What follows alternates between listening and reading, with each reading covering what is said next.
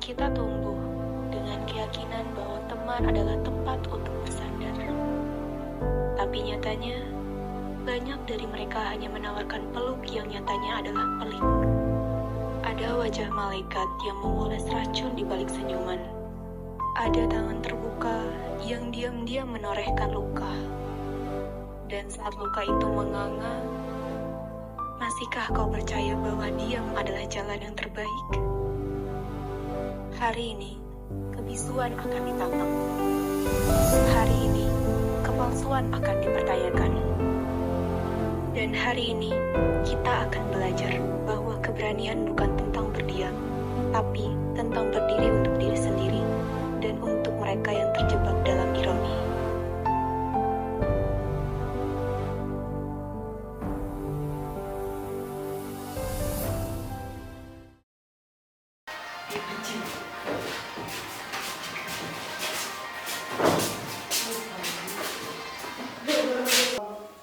Tara, ini buat kamu. Kamu suka nggak gantungannya?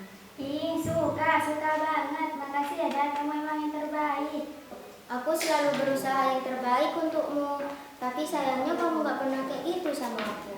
Maksud kamu dah? Enggak kok. Aku tadi bilang kalau gantungannya itu lucu ya. Ada yang baru nih. Coba sini gue lihat. Ih, jangan. Ini apa? Gagu lo. Lo juga ngapain masih di sini nih? Bawain barang-barang gue ke parkiran ya. Sampai lo gak ada di parkiran, gue habisin dulu.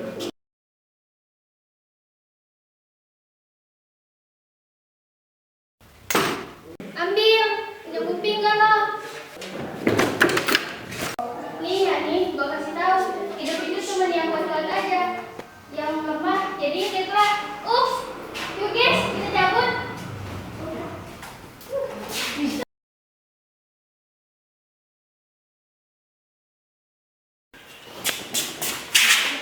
Kamu diapain sama Citra? Gak apa-apa. Ada aku di sini.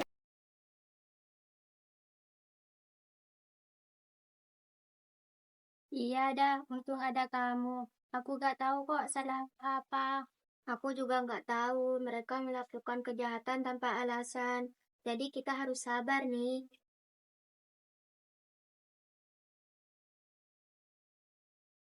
Lihat tuh muka lu. Pucet banget kayak ayam tiret. Lo sama teman-teman lo itu udah bego, nyebelin, cupu lagi.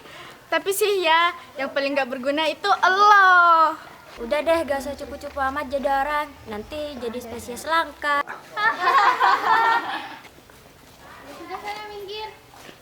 Bye guys, bulan-bulan ya. Bye Gus, aku bulan-bulan ya.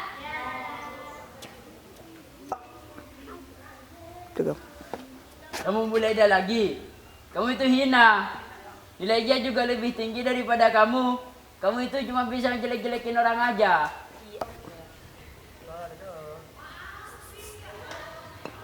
Kalau guru BP manggil lagi, ayah gak akan datang. Ayah gak punya waktu buat ngurusin anak kayak kamu. Dasar. Semoga perpustakaan belum dikunci deh.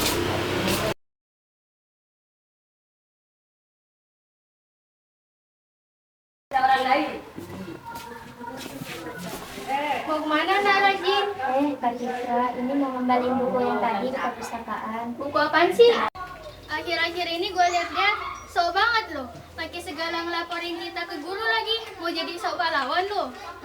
Sok banget lo Dekel. Aduh. Kayaknya kakinya dia kenapa-napa deh. Jangan teriak-teriak bego.